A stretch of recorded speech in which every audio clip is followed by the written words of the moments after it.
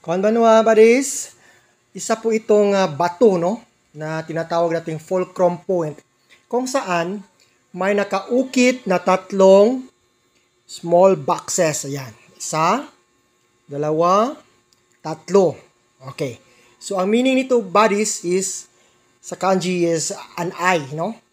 Where you are going to look the pattern. So dyan ka mag-stand, dyan ka mag-base as fulcrum point para hanapin ang coordinate marker. So, una-una, ang alignment. East to west ay may lumang puno ng mulavi. Ayan sa buddies, mulavi. So, ibig sabihin, nasa east side, ay i-check natin ang puno ng mulavi.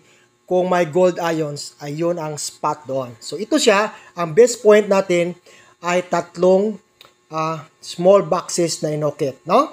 So, sa ibang meaning din, goods or items. Okay, thank you for watching.